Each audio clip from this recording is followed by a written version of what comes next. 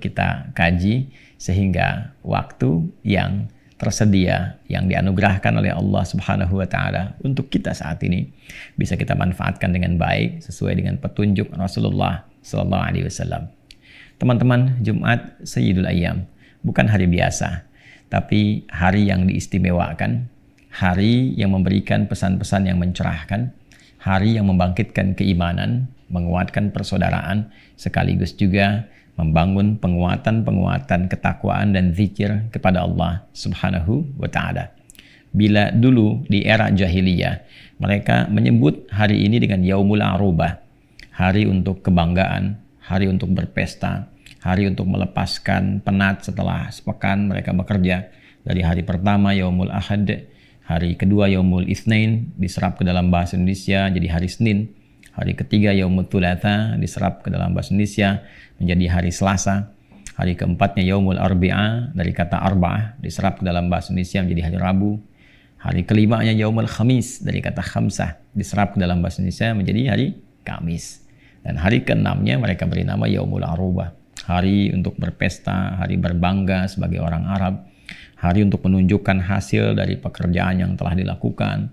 Maka mereka mengisi akhir pekan itu dengan banyak berkumpul di pusat-pusat hiburan, diberi nama dengan aswaq, Suq Okaz, Suq Dumatul Jandal, dan puncaknya mereka akan kumpul di Jabal Kubais yang sekarang dekat ke area Grand Zamzam itu, ya ada bukit yang di atasnya dibangun bagian dari istana ya untuk memfasilitasi tamu-tamu dari kerajaan dan sebagainya.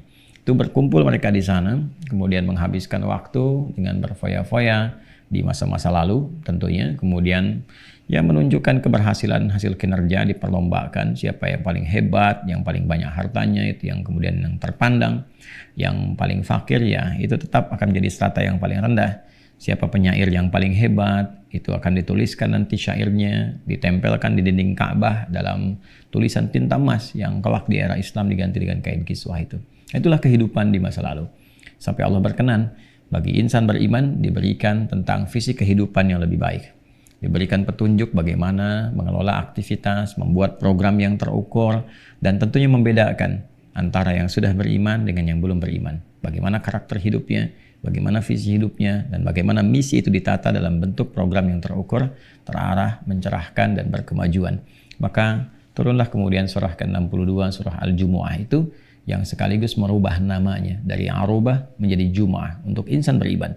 Ya ayyuhalladzina amanu, hai semua yang telah menyatakan dirinya beriman pada Allah Subhanahu wa taala, baik laki-laki, perempuan, besar, kecil, tua, muda, dan seterusnya.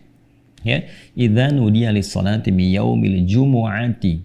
Nah, ini yang paling menarik, Allah rubah dulu namanya menjadi Jumu'ah. Jika sudah ada seruan yang sampai kepada kalian, kan? Di hari Jumat itu untuk membangun konektivitas dengan Allah Subhanahu wa taala, menunaikan ibadah, ya kan? Poin terpenting yang pertama adalah namanya berubah menjadi Jumu'ah. Ya kan? Ini sifat yang paling dasar yang akarnya terambil dari kata al-jama', jim, mim, kemudian ain.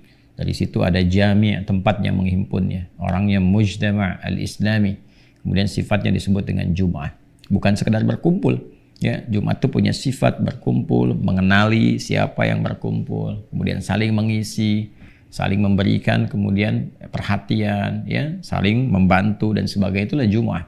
Karena itu sifat orang-orang beriman yang sudah masuk Islam, maka dia mengenal saudaranya dengan pengenalan yang baik. Bukan sekedar kumpul-kumpul, tapi dia tahu siapa yang hadir di sampingnya. Latihan Jumat mengajarkan kenal siapa yang duduk samping kanan, samping kiri. Diterapkan dalam kehidupan, kenal tetangga kita sehingga kita sering merasakan. Ya, itulah hadis-hadis yang kemudian sampai kepada kita bahwa muslim satu dengan muslim lainnya saling menguatkan. Kalau berada dalam kondisi yang sakit, bagaikan satu tubuh yang saling merasakan. Latihannya itu lewat praktikan ibadah. Ya, saling mengenal, tahu, saling membantu, memberi solusi. Ada dokter yang hadir Jumatan, ada pasien yang nggak bisa ke rumah sakit, diberikan solusi. Ada yang nggak dapat lapangan pekerjaan, ada yang orang datang punya banyak lapangan, saling mengisi. Itulah Jumat. Dan dalam saat yang bersamaan, kita diminta fas'au ila dzikrillah. Bergegaslah untuk zikrullah. Mengingat kembali tentang visi kehidupan kita yang barangkali belum terkoneksi, belum ingat Allah selama beraktivitas. Kerja saja, kan sibuk berangkat malam, ya ada yang berangkat malam ada, bahkan masih gelap sebelum subuh udah berangkat kan, pulangnya gelap lagi, ya semua dihabiskan untuk dunianya, tapi cita-cita pengen masuk surga, surganya pengen surga Firdaus, kan tata kembali, jangan-jangan selama ini porsi dunia terlalu banyak sehingga lupa dengan akhirat. Ya ingat akhirat bukan berarti melupakan dunia, karena mengejar akhirat itu jalannya dengan dunia, ya kan aktivitas kita di dunia sekarang. Cuman value-nya kita jadikan punya nilai akhirat. Itu yang disebut dengan hasanah itu. Rabbana atina fid dunya hasanah fil akhirati hasanah.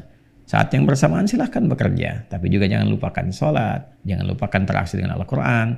Niatkan sholat untuk kepentingan ibadah. Sehingga kita terkoneksi dengan Allah. Dibimbing. Bagaimana caranya jujur dalam bekerja. Disiplin dalam menetapkan waktu. Ya. Kemudian juga menjalani dengan baik dan benar. Sabar. Itu bagian dari ibadah. Sehingga ketika Anda bekerja pun punya nilai di sisi Allah. Ya, diberikan catatannya, diberikan nilai kebaikan, diberikan pahalanya. Nah, itu yang idealnya terjadi. Tapi boleh jadi ada satu bagian etapa kehidupan di hari-hari yang dijalani kita lupa dengan itu. Dan lupa bahwa bekal untuk kembali kepada Allah bukan bekal yang kita kumpulkan secara materi duniawi. Karena saat pindah ke alam kubur pun bukan pakaian ini akan dikenakan. Bukan perangkat kemewahan dunia yang telah diraih.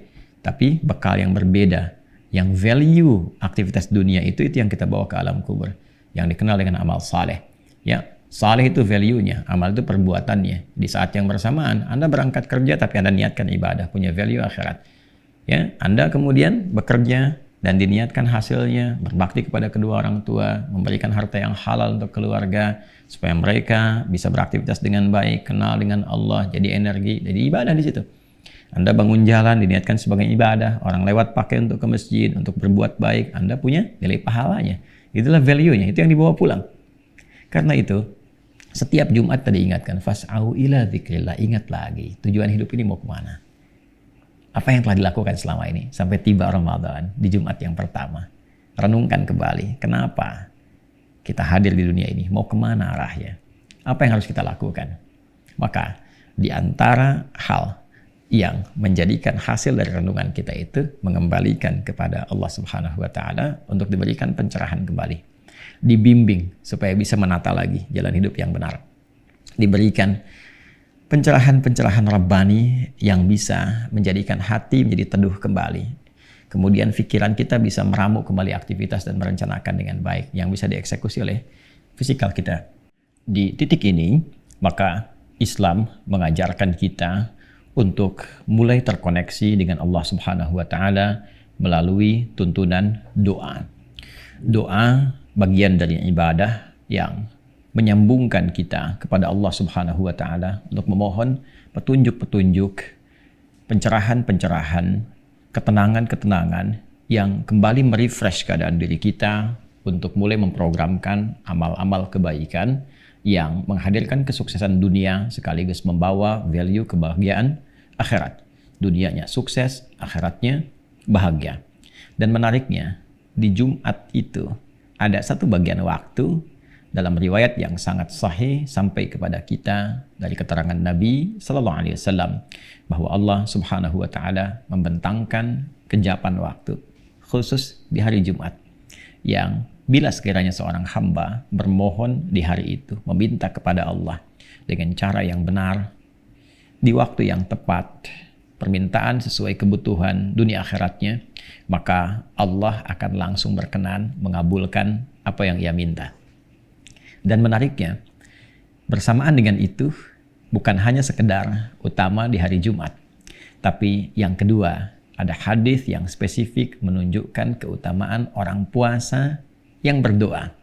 Dia sedang puasa sampai dengan dia berbuka, lalu dia bermohon, berdoa, meminta kepada Allah Subhanahu wa Ta'ala.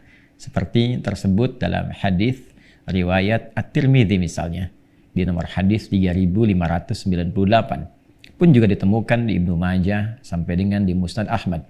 Riwayatnya semua tersambung kepada sahabat mulia Abu Hurairah radhiyallahu ta'ala anhu, Abdurrahman bin Sakhar, dari Nabi sallallahu alaihi wasallam. Dia bersabda, "Thalathatun la turaddu da'watuhum."